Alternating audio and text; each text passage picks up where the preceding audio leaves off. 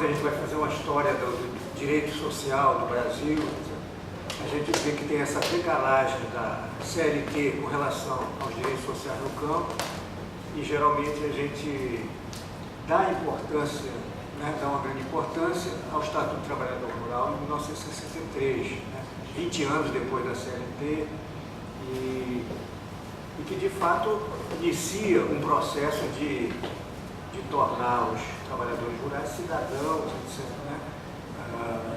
Mas, como a gente vê, né, no texto aí do professor Guilherme Delgado, isso é uma parte ainda pequena, porque está mais ligado ao assalariamento rural. Depois isso é interrompido, esse processo é interrompido pelo golpe de 64. Depois a gente tem ideia de que o Fundo Rural foi uma contribuição ali à Previdência Rural, mas ele, né, enfim, é bem menor do que virá depois, porque ele dá meio salário mínimo e está centrado na cabeça de casal, no homem, etc. Então, só com a Constituição de 88 é que realmente essa coisa vai se aprofundar. Então, a gente vê como é recente, né, realmente essa extensão do trabalhador do campo, para os trabalhadores rurais em geral, campesinato, essa extensão dos direitos sociais.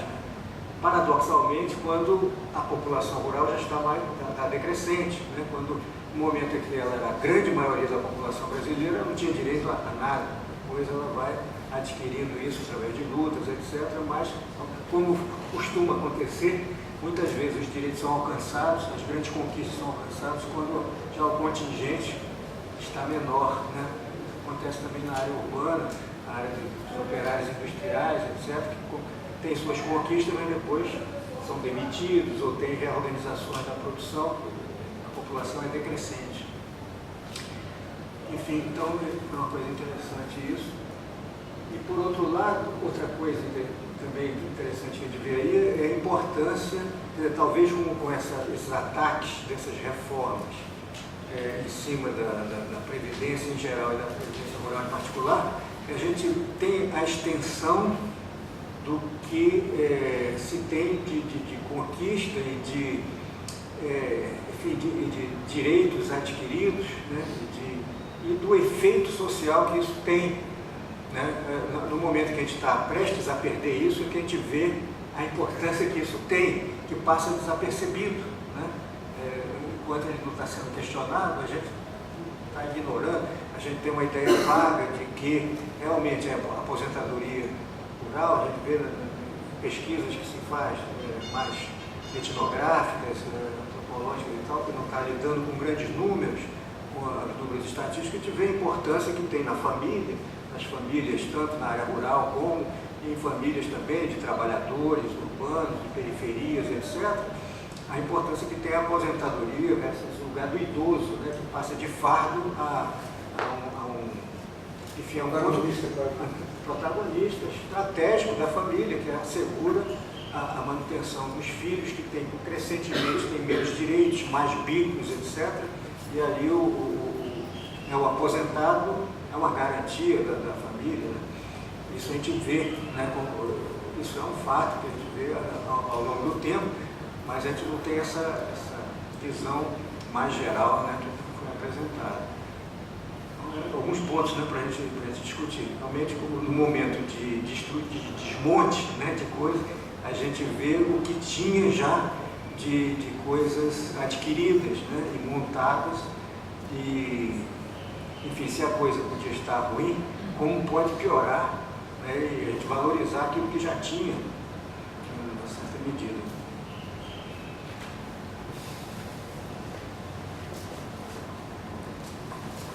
Então, boa tarde, professor. Eu tenho uma pergunta primeiro sobre o artigo mesmo. E chegando na conclusão, não vi... Javier. Xavier. Javier. Com J. Em espanhol, né? E ficou muito claro para mim no artigo do senhor que a política previdenciária como corretor da desigualdade. Só que na conclusão, aí você diz, não há paralelo à melhoria da produtividade do trabalho. Então, assim, não ficou tão claro para mim qual é a conexão entre a política previdenciária e a produção do trabalho. E gostaria de ver se daria para aprofundar um pouco isso. E depois, que tem mais a ver agora já com a contingência, né, o que está sendo discutido, você meio que já respondeu a pergunta, mas porque o governo ilegítimo diz que o sistema previdenciário brasileiro está numa crise incrível. Eu cheguei a ouvir também declarações de militantes da esquerda que dizem que, de fato, o sistema previdenciário está numa situação difícil. Então eu queria saber, primeiro, a opinião de você, tipo, é mesmo o sistema previdenciário brasileiro está numa situação tão crítica assim? E se sim, que caminhos diferentes, porque claro, a proposta do governo, eu sou do Chile, né? O sistema previdenciário chileno é altamente neoliberal e hoje está criando uma crise social muito forte, com manifestações, com muito movimento cidadão. Então, assim, eu queria ver que perspectivas diferentes à privatização da Previdência o senhor acha que tem, se o sistema está de fato em crise ou não. Eu queria primeiro agradecer porque meu nome é Márcia, eu sou uma daquelas que sofria do déficit de informação, então eu agradeço muito porque esclareceu muito menos a questão da Previdência. Uma questão ele falou, eu lembrei de uma coisa antiga que eu já ouvi, que eu não sei se é verdadeira, que o sistema previdenciário do Brasil seria um dos melhores ou o melhor da América Latina, que vem na questão que a gente não valoriza o que a gente já conquistou. Aí outra coisa, eu fiquei assim, vendo os números, parece que mais claro para mim pelo menos, de 22 dólares, né, proporcionais, no tempo do Fundo Rural, você pular para 300 dólares. É uma diferença assim, absurda, é um ganho real dessas famílias. E a proporção também de famílias que hoje são atendidas, porque de 8 milhões de famílias, 5 milhões recebem o benefício. Então você tem bem mais da metade das famílias do campo recebendo esse benefício hoje em dia. Então isso colocou uma questão que eu não tinha visto, como que essa política é fundamental para o campo. E aí me vinha aquela questão, então por que destruí-la? Aí eu fiquei, mas a quem interessa isso? Aí lógico, sistema financeiro, por causa da previdência privada, mas o trabalhador rural, como o senhor mesmo falou, é de um salário mínimo. Eu fico meio querendo entender o que leva a esse desmonte, especialmente da previdência, porque você cria um caos social. Não parece muito inteligente, mesmo como estratégia da direita, como um espaço de comercialização daquilo que deixa de ser um direito e passa a ser uma mercadoria, como a gente gosta de falar. Mas não me parece inteligente essa estratégia, porque esse público não é exatamente o público que vai contribuir, por exemplo, à previdência privada. Então, um pouco o que está por trás dessas mudanças? A quem interessa? Não parece interessar o povo brasileiro, né? Assim, é um pouco mais simples. Eu queria que o senhor comentasse um pouco isso.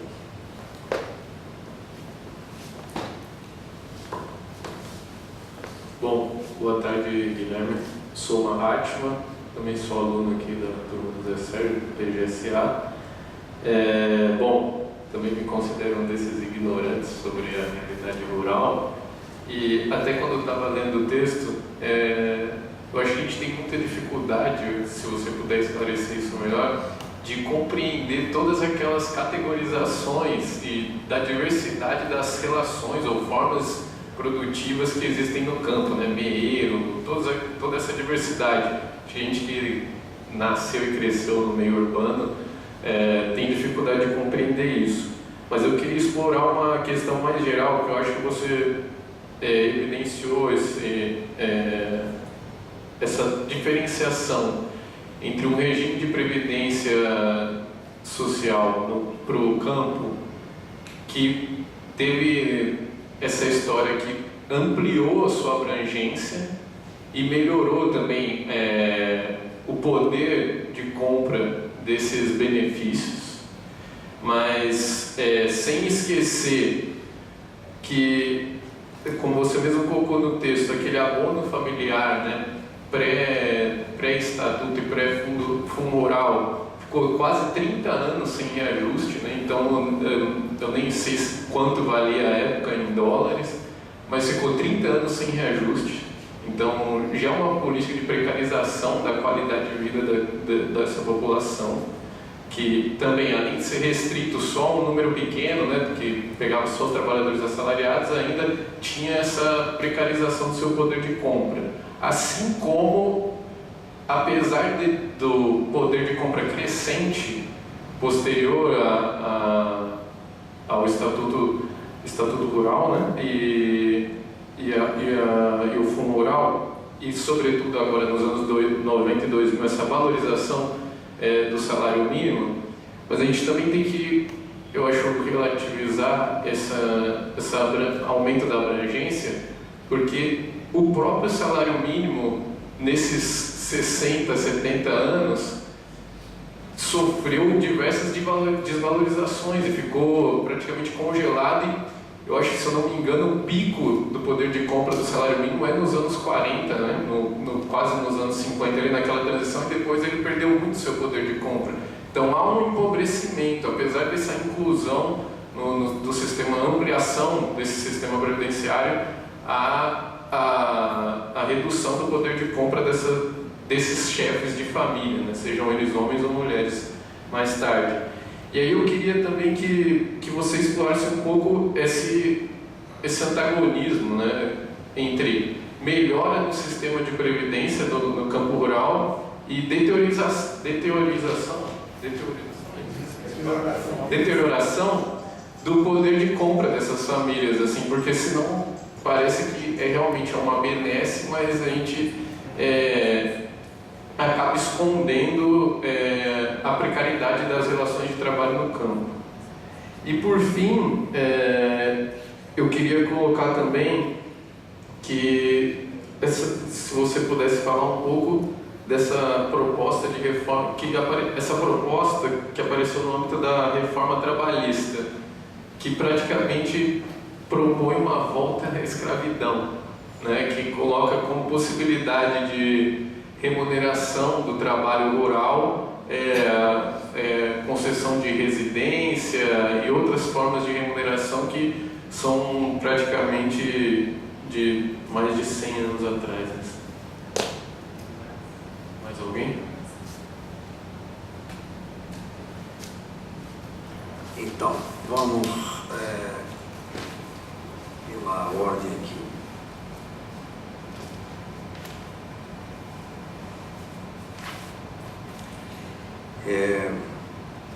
Bom, o professor Sérgio Leite, ele fez uma síntese, mas não fez uma pergunta específica, né? Então eu agradeço a generosa síntese, foi muito boa. Vamos começar pelo Javier. Você faz uma observação de que precisaria explicar melhor a diferença que tem a Previdência Rural como um corretor da desigualdade, mas não há analogia com relação à melhoria da produtividade. Bom,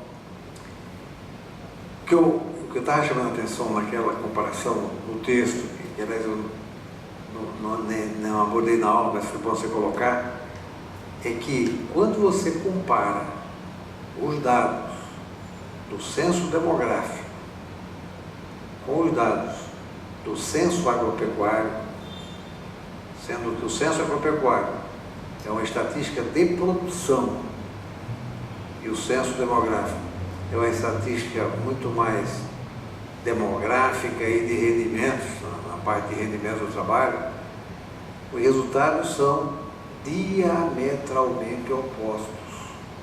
Parece que nós estamos tratando de dois mundos. Se você olhar direitinho lá, e a diferença do censo demográfico, o censo demográfico é em 2010, o censo agropecuário é em 2006, a diferença de 4 anos. Em 2006, 2/3 dos estabelecimentos agropecuários têm valor de produção modal, 2/3, de meio salário mínimo, valor de produção, incluindo a produção de autoconsumo. Quando você vai no censo demográfico, 4 anos depois, 2/3 do conceito demográfico, que não é estabelecimento, é domicílios, 2/3 dos domicílios rurais tem rendimento econômico modal na faixa de 1,5 salário mínimo. E olha que o salário mínimo está se valorizando entre 2006 e 2000. É quase mais do que o dobro. Né? Se você comparar em termos tanto proporcionais de salário mínimo, se comparar em termos reais, é praticamente o triplo. Então, essa situação é uma situação que eu chamo a atenção no seguinte: o que está acontecendo aqui por trás disso? Tem alguma coisa que as estatísticas revelam, mas elas não revelam tudo.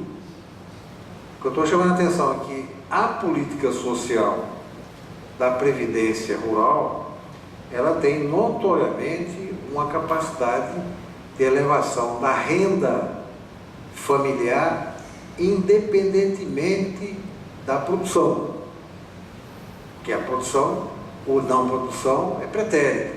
Né? Agora, do ponto de vista da produtividade do trabalho, uma noção bastante, digamos assim, convencional, valor da produção por trabalhador, etc. Se você for pegar o resultado do censo agropecuário, você tem resultados muito precários. O valor da produção por trabalhador, se o valor da produção está num promédio de meio salário mínimo para 2/3 dos estabelecimentos categorizados como de agricultura familiar, que é um conceito aproximado de regime de economia familiar, mas não é o mesmo conceito. Tem que ver essas variações, mas tem uma área comum. O que eu estou chamando a atenção para o fato é o seguinte: há uma política social notoriamente equalizadora e uma política econômica absenteísta. A política econômica para a agricultura familiar esteve ausente, não funcionou, não existiu, ou existiu de forma muito precária. A política social para o regime de economia familiar existiu, foi proativo e valorizador.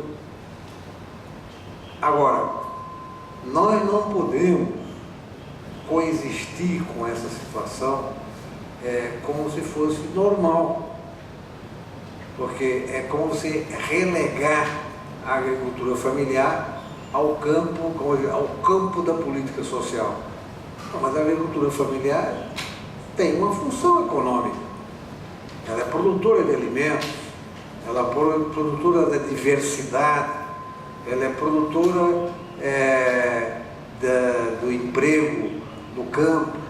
Então ela merecia uma política de fomento econômico mais adequada com a igualdade social, mas a igualdade social que também se apoiasse em melhoria da produtividade do trabalho, de um trabalho familiar com características distintas do trabalho capitalista puro.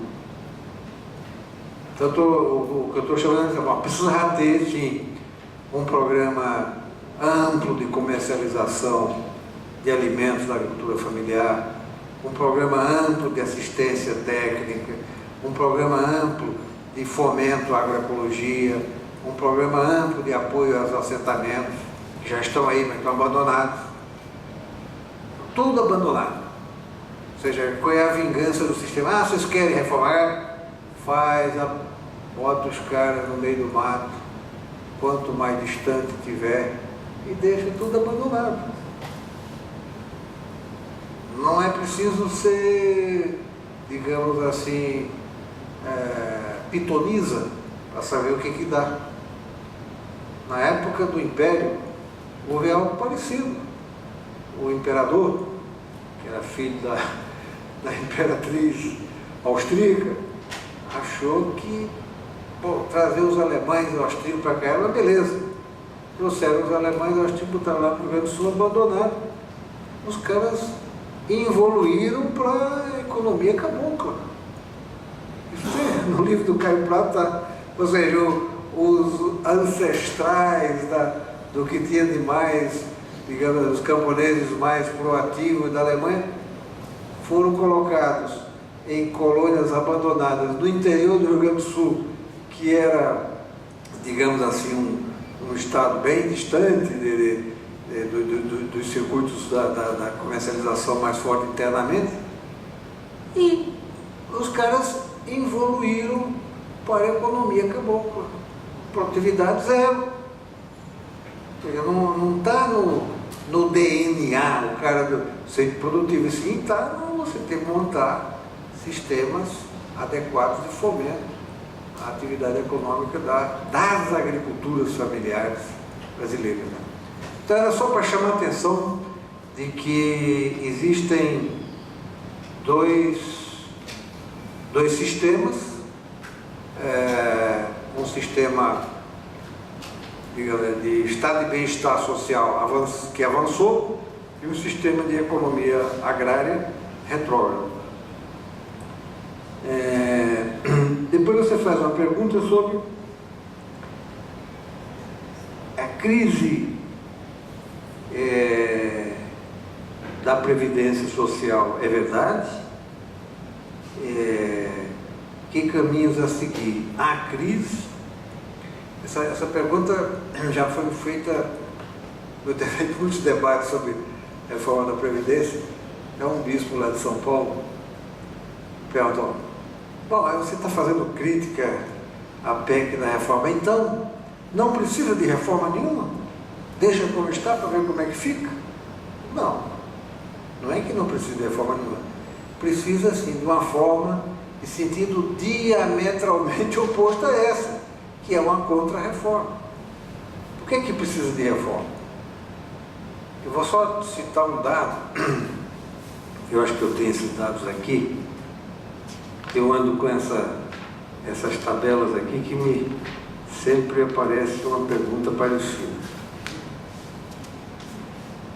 Então, só para a gente pegar um dado demográfico, porque esses dados previdenciários são muito sujeitos a certas contestações. Né? Se você pegar de 2000, há pouco tempo, censo demográfico 2000, nós tínhamos 50% da população economicamente ativa na época, que era de 77,5 milhões de trabalhadores, apenas 50% estavam na Previdência Pública. Depois eu vou falar para vocês o que é Previdência Pública. Previdência Social, mais Previdência de Servidores Públicos. Só que a Previdência Social é 9/10, a Previdência de Servidores Públicos é 1/10. A Previdência Social tem regras completamente diferentes da Previdência de Servidores Públicos. A única que é comparável internacionalmente é a Previdência Social. A Previdência de Servidores Públicos não é comparável internacionalmente. Não só para a gente. Mas em termos de massa, nós tínhamos 77,5 milhões, quase metade na Previdência Pública. Em 2010, 10 anos depois, o censo vai mostrar 62,4 milhões por cento de trabalhadores na Previdência Pública.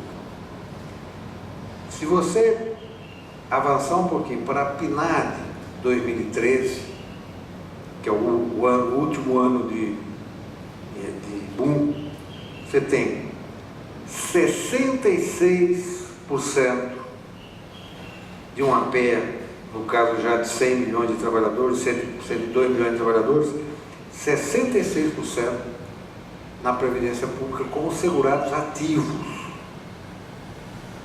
Preste atenção, segurado ativo. Segurado ativo, o sujeito está na ativa e é segurado do sistema de previdência, ou seja, ele é admitido no contrato previdenciário. Ora, o contrato previdenciário, ele tem a conotação de, mediante tempos de carência diferenciados por cada benefício, oferecer benefício. Então, um sistema dessa natureza, só por esses dados que eu li, que de 2000 a 2013 evolui de 50% para 66% de segurados ativos, é um sistema que previsivelmente tende a gerar uma demanda logarítmica, não é uma demanda linear, é uma demanda logarítmica por benefícios. Só por isso, esse sistema requereria uma reforma no sentido diametralmente oposto dessa aí, que era uma reforma de provisionar o sistema com a formação do fundo de reserva. Porque o fundo de reserva, ele, no primeiro momento, ele não é sentido. O pessoal está entrando no sistema, mesmo contribuindo um pouquinho, está aumentando a receita.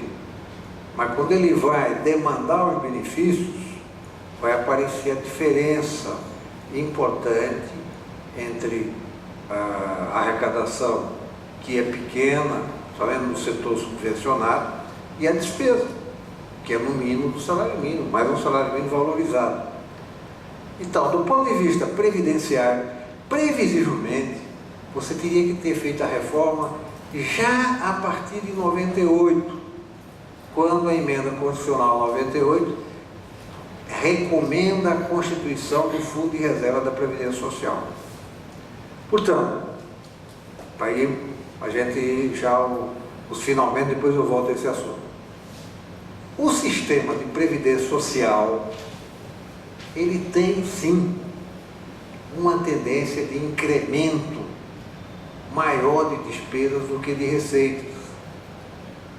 Isso não é malignidade nenhuma, isso é consequência de você ter um sistema de inclusão previdenciária exitoso nesse processo de aceleração do emprego formal e do processo de inclusão previdenciária, sem ter tido um processo de provisionamento correspondente, coetâneo.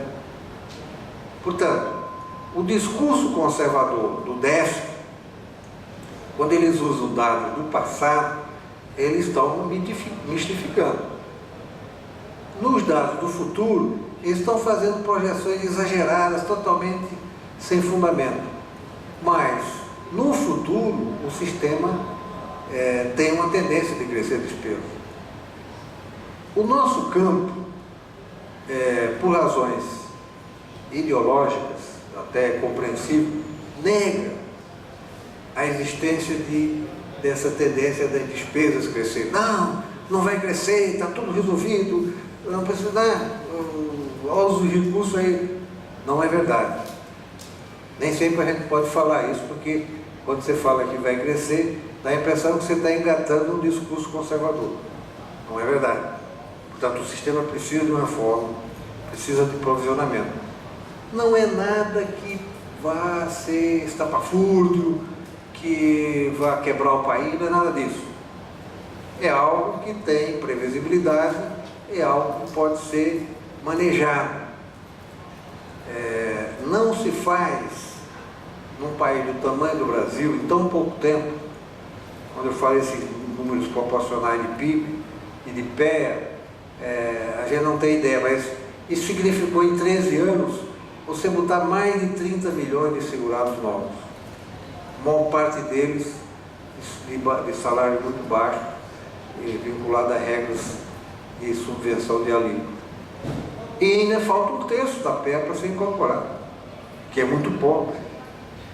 Então, a gente tinha que ter um horizonte de programação na perspectiva de inclusão mais próximo de 100%, no horizonte de tempo determinado, mas também com a formação do fundo de reserva. Portanto, você tem que ter outras fontes de recursos que clamam por uma reforma tributária para vincular a um sistema dessa natureza. Tem previdência social.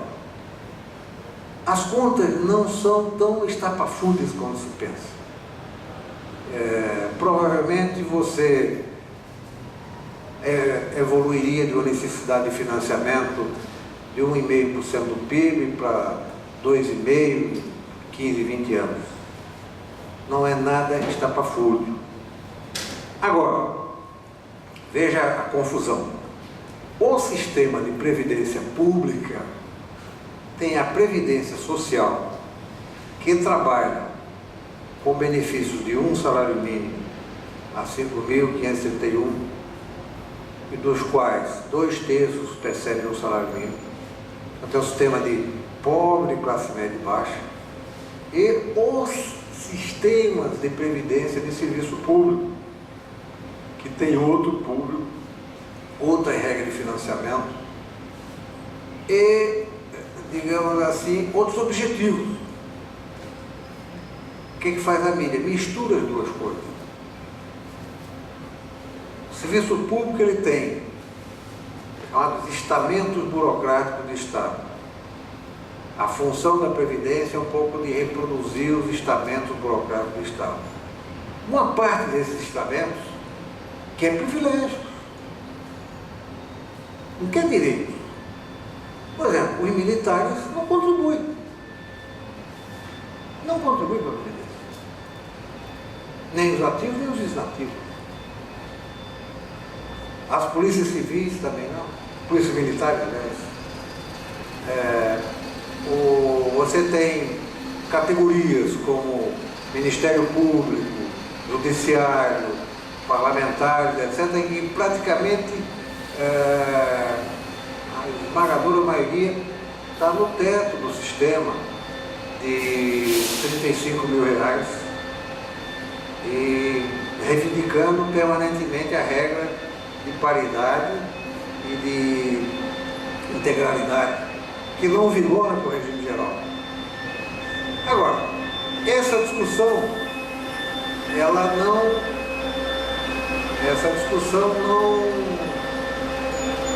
não é fácil de fazer, porque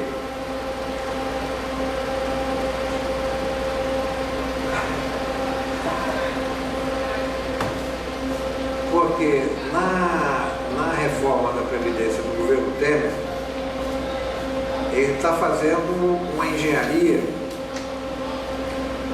que, dizendo combater os privilégios do serviço público, na realidade ele está oferecendo um outro tipo de privilégio, um outro ator previdenciário. A Previdência do Serviço Público na reforma Temer, ela está sendo transformada por indução,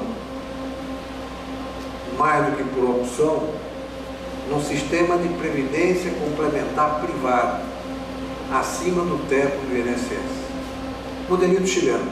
Ou seja, o modelito chileno, que foi compulsório para todo mundo, eles agora querem transformar em semi-compulsório para aquilo que exceder o teto do INSS, invocando que os servidores públicos têm privilégios. A questão toda é o seguinte: como toda a racionale do discurso da Previdência está sendo apresentado em nome da economia fiscal, inclusive para os estados e municípios, a generalização do modelito chileno para os servidores públicos acima do teto não somente não resolve, mas agrava o problema fiscal. Você tem que abrir mão das contribuições dos trabalhadores e da contribuição estatal para o fundo privado, ao mesmo tempo que os estados e a União têm que continuar pagando os servidores. Então, você vê, a aparente solução de algumas ainda existentes privilégios de certas categorias, não são todas, do serviço público, está sendo substituída por um privilégio ao sistema financeiro. Que é um que vai ganhar isso. Ou seja, você retira do Estado do Rio de Janeiro, que já está, digamos assim, bastante abalado pela crise fiscal, a contribuição dos servidores acima de 5.300 e a contribuição estatal que vai para um fundo de previdência privado. Enquanto isso, o Estado tem que pagar o estoque remanescente. Então, você agrava o problema fiscal dos estados, dos municípios e da União. Então, agora, como é difícil explicar isso para a opinião pública, porque o sistema de comunicação está vedado para essa discussão, não se faz essa discussão. Ao mesmo tempo, os servidores públicos estão, aí eu acho conjunturalmente, com razões para não querer que se mexa no sistema. Imagine, eu acho que os militares deviam contribuir, só que você não pode, nesse momento, introduzir uma contribuição compulsória se alguém está, digamos, com o salário congelado, numa recessão desse tamanho. Agora, uma reforma de médio prazo você pode. Então, separando Previdência Social, que são 9/10 da Força de Trabalho, para a Previdência de Serviço Público, que é 1/10, mas que tem um tamanho de necessidade de financiamento quase do mesmo tamanho, Então você vê que a coisa tem joio e trigo para ser examinada. Agora, é impossível fazer essa discussão honestamente em qualquer lugar. Se você não tiver tempo para explicar, as pessoas já saem com a pedra. Então você está querendo crucificar o trabalhador do serviço público, você só defende o pessoal, não sei o quê, você é privilegiado. Aí não dá para conversar. O espaço midiático também está ocupado, porque o espaço midiático não quer abrir mão dessa privatização da classe média do serviço público para os fundos privados. E o espaço midiático é tolerante com a expelição na Previdência Social dos sistemas e subsistemas de subvenção legítima. Porque é legítimo você subvencionar a Previdência Rural, é legítimo você subvencionar a dona de casa, mas não é legítimo você subvencionar os militares. Eles podem pagar, mas se os civis pagam, os militares não pagam. Agora, também é uma discussão que neste momento é difícil você iniciar, sendo que os militares estão com salários congelados. Isso tinha que ter sido feito lá atrás. Nesse momento é muito difícil. Eles se excluíram da reforma, e assim como as polícias civis e o governo. Os militares da União representam metade da despesa do regime de servidores públicos da União. Não pode excluir. Mas também agora incluir nessa regra leonina da PEC 287 também não é defensável. Então, eu acho que é uma discussão que, sem tempo para esclarecer, sem dados honestos, a cidadania fica completamente à margem da realidade. Eu diria para você que nós estamos vivendo hoje uma situação, aqui nós estamos perto de um hospital, vamos usar uma símile da biologia. Na biologia, nós temos surtos de doenças novas, AIDS, H1N1, etc., que tem uma característica comum.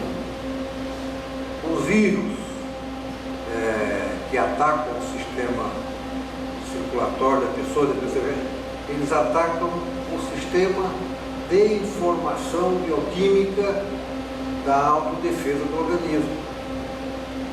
Então, se ataca, digamos assim,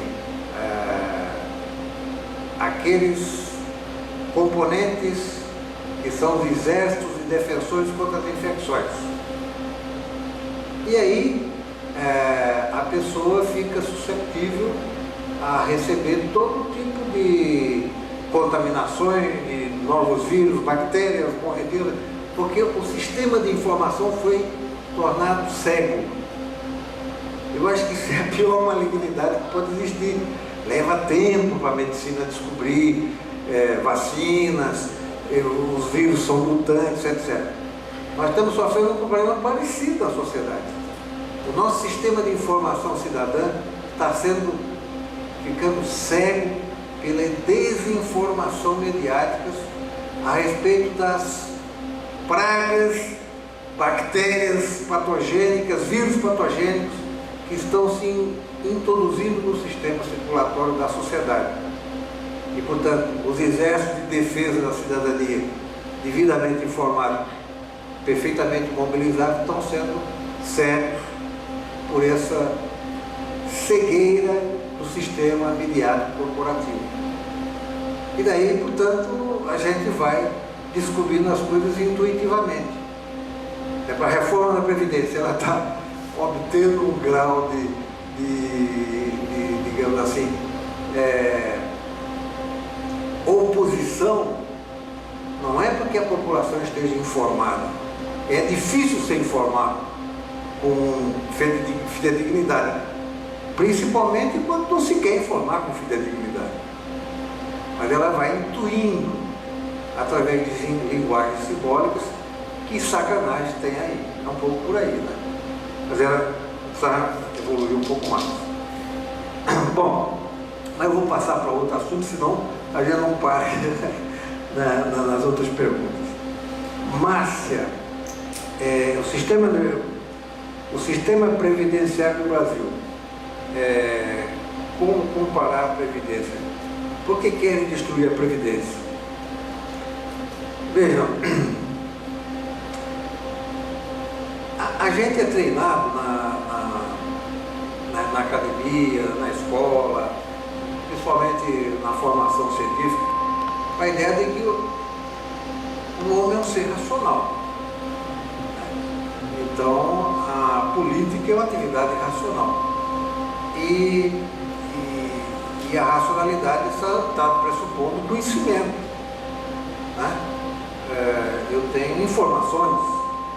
Né? Quando a gente descobre que a gente não tem as informações e nem o conhecimento da realidade, e pelo contrário, a gente está sendo induzido, manipulado nessa sociedade, e ao mesmo tempo a gente percebe que nessas manipulações, sob condições de incerteza, há muita irracionalidade. A gente chama de burrice, não é burrice no sentido que os caras são estúpidos, não.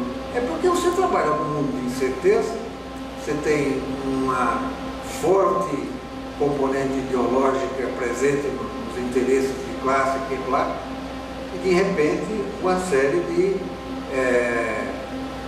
digamos assim, de transformações que poderiam ter uma direção, assumem uma outra direção, algumas por razões racionalmente ideologizadas, outras por uma série de, eu chamei de asneira aqui, mas eu digo, falta de racionalidade instrumental, pelo menos, para comandá-lo. Então, eu vejo, digamos assim, o discurso de destruição da Previdência Social em nome do equilíbrio fiscal, uma antecipação, espero que não se prossiga nessa linha, das tendências perversas que o general Pinochet levou ao Chile. Né? O general Pinochet impôs em 1983, né? A reforma da Previdência dele, 73 ou 73 foi o golpe. A reforma da Previdência foi no começo dos 80. Começo dos 80. Ele impôs, no começo dos 80, um sistema de previdência complementar privada para todo mundo, exceto os militares. E esse sistema, durante 30 anos, gerou um déficit público na faixa de 3 pontos percentuais do PIB, em média. Por quê? Todas as contribuições de empregados, empregadores, etc., e setor estatal, eram direcionados à previdência privada, que tinha garantia das taxas de administração, etc. Tinha garantia de receber os benefícios, mas não tinha garantia de pagar os benefícios. Benefícios dependeriam da taxa de acumulação financeira do fundo. Então, nesse ínterim, vem as crises asiáticas, vem uma série de desequilíbrios num sistema global que foi ser desequilibrado. E aí a Previdência, o sujeito passou 35 anos contribuindo, chega lá, velhinho, com 60, 65. Isso quem tinha emprego formal, quem não tinha, não contribuiu. Tem tantas fins de dinheiro. Então a própria classe média que deu o golpe, aplaudiu o golpe e ficou rebelada no final. Veio aí o governo Bachelet, o primeiro governo, fez a reforma da reforma, introduziu o INPS brasileiro, que seria a presidência pública, que existia no antigo regime Allende, mas mesmo assim, muita gente ficou de fora. Agora nós já estamos na terceira geração de reforma do Bachelet II, por conta dessa aposta absoluta na ideia do mercado resolve as coisas. Então eu acho que o Chile, espero que nós não sejamos um Chile amanhã. Espero que essa coisa... Bom,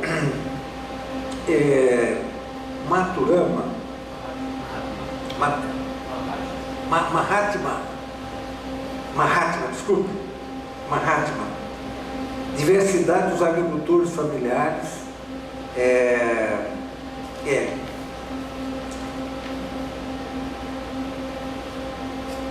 a diversidade dos agricultores familiares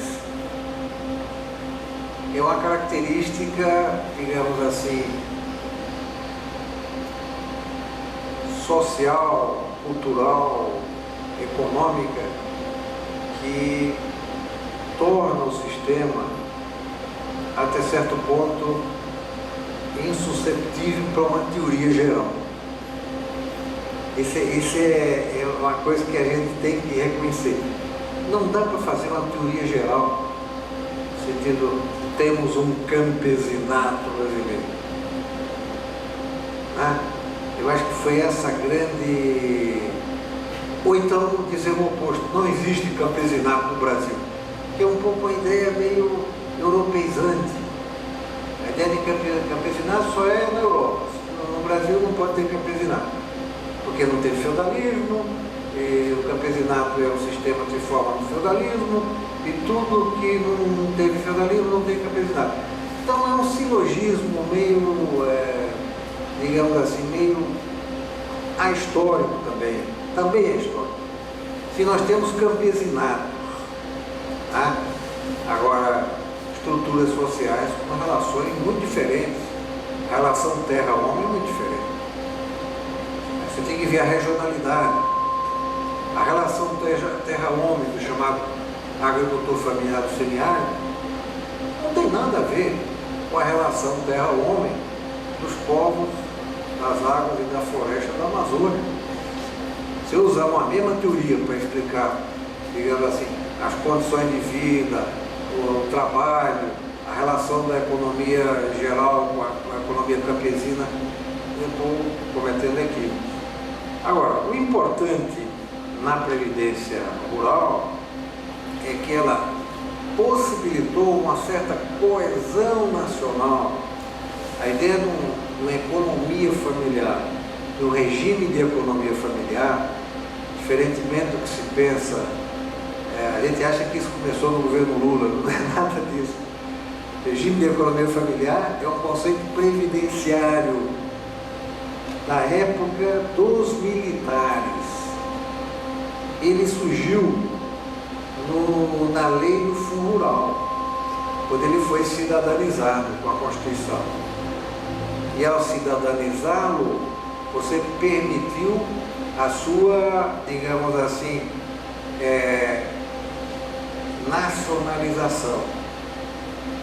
Mas a nacionalização do ponto de vista do acesso à política social, não as políticas econômicas que continuaram caudatárias da economia do agronegócio. Você pergunta aqui também se na proposta da reforma trabalhista há uma previsão de introdução de trabalho. Eu até anotei aqui, a proposta de reforma trabalhista abole parcialmente a Lei Áurea. Só para me lembrar o que você tinha falado. Abole parcialmente. E aí você vê o lado perverso do nosso agronegócio, que é apresentado por agrotech, agropop, agrotudo, mas não se apresenta esse lado perverso, né? Qual é a racionalidade disso aqui? Os chamados mutirões de Polícia Federal, fiscalização do Ministério do Trabalho, que vão a campo há mais de uma década, sistematicamente apreendem e descobrem condições similares à escravidão e fazem laudos de apreensão, de multa, etc, etc, etc. O que faz o ruralista nessa conjuntura, que é uma conjuntura do tudo pode? Através de um deputado ruralista lá do Mato Grosso, o deputado Nilson, eu esqueço o outro nome dele lá, do PSDB Mato Grosso, institui a regra de que o pagamento dos salários rurais pode ser feito em parte em espécie e parte em dinheiro.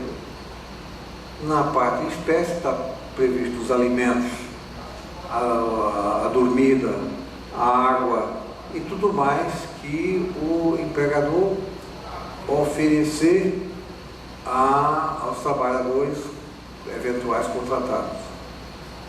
Com isso, você impede que uma fiscalização da Polícia Federal que descubra contratos sem salário classifique aquilo como similar à escravidão. Porque a lei passou a admitir isso como pagamento, remuneração do trabalho diferente do salário monetário.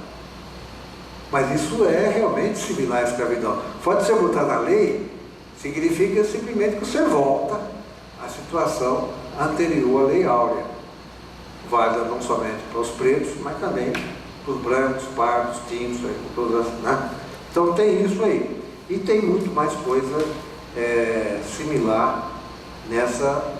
Na verdade, essa lei não está propriamente na reforma trabalhista, essa que foi aprovada na Câmara, que está aí no Senado. Isso é um projeto de lei do deputado, tramitando em regime especial na Câmara, estabelecendo uma nova CLT para o trabalho rural. Eu não lembro o nome do projeto, eu lembro o nome do deputado. Relator, deputado Nilson, PSDB, Mato Grosso. E nessa nova legislação, você repete as coisas da antiga, prevalece o contratado sobre o legislado, forma de contratação sem carteira de trabalho, contratos em horas de trabalho, com parte de pagamento de espécie, etc, etc. Então, tudo que não pode passa a poder esse sistema. Eu não sei se eu esqueci mais alguma coisa, mas de qualquer forma, estamos aqui para a gente ainda conversar. Obrigado.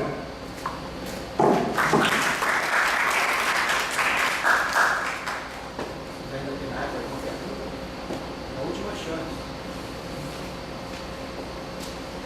A gente agradece então aqui o professor Delgado, né, pela aula que deu para nós nesse assunto complexo, né, que a gente tem pouca informação, né, a gente tem informação política desse debate que está havendo, mas pouca informação mais aprofundada daquele sistema mesmo que existiu e está sendo bombardeado, né, por tentativas de reformas liberais. Então, a gente agradece então aqui o professor Delgado, né, pela aula que deu para nós nesse assunto complexo, né, que a gente tem pouca informação, mas a gente tem informação política desse debate que está havendo, mas pouca informação mais aprofundada daquele sistema mesmo que existiu e está sendo bombardeado, né, por tentativas de reformas liberais. liberais e conservadores e escravistas. Então é isso, né? Na próxima sessão a gente vai ver a estrangeirização a lei de estrangeirização da terra. Isso é outra pérola. É só complementando a sua fala aí. Nós estamos vivendo um clima de verdadeira guerra ideológica. E na guerra ideológica, assim, tem uma expressão de um estadista francês, se não me engano, ele diz que na guerra, a primeira vítima é a verdade a partir dos comunicados dos Estados Maiores sobre o desenrolar das batalhas.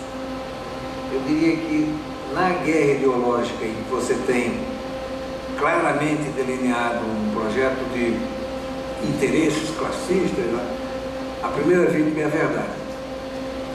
Então, até mesmo, eu sou sincero em dizer, até mesmo do nosso lado, quando a gente resolve enfrentar a guerra ideológica com